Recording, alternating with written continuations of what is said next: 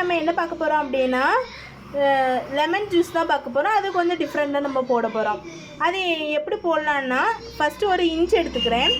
Inch எடுத்துகிட்டு லெமனை வந்து இந்த மாதிரி புழிஞ்சு விடணும். லெமன் நான் ஒரு லெமன் வந்து எடுத்திருக்கேன் இதுக்கு ஜூஸ் போடுறதுக்கு. இப்போது இதை நல்லா நம்ம இப்படி புழிஞ்சிட்டு அதுக்கப்புறம் ஒரு கத்தி வச்சு இதை அறுத்துக்கணும். 4 அறுத்து போடணும்.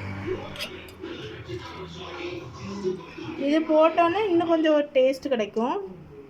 தோலோடு தான் போடணும். புழிஞ்சிட்டு போடுங்க. ஏன் அப்படி சொல்கிறேன் அப்படின்னா, ஜூஸ் வந்து அரையாது. நம்ம அப்படி புளியாமல் போட்டோணும்.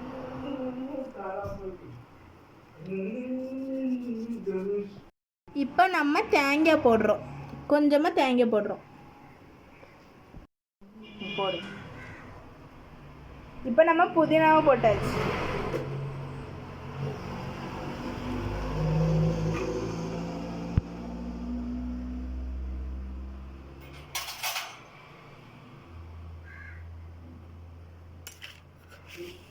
இப்போ 1 ஸ்பூனுக்கு சர்க்கரை, இன்னும் 1 ஸ்பூன் போட்டுக்கிறேன்.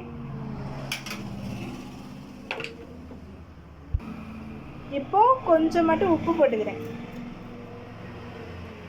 இதோட டேஸ்ட் எப்படி இருக்கும் அப்படின்னா, கரும்பு ஜூஸு குடித்தா எப்படி இருக்கும் அந்த மாதிரி தான் இருக்கும். ட்ரை பண்ணி பாருங்கள்.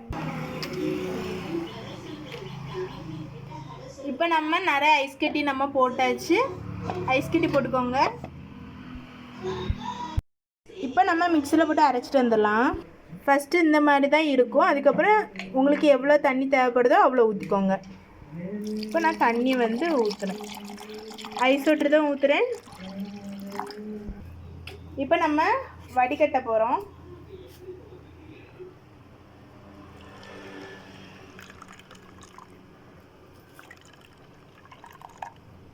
ஃபில்ட்ரு பண்ணி எடுத்துக்கோங்க.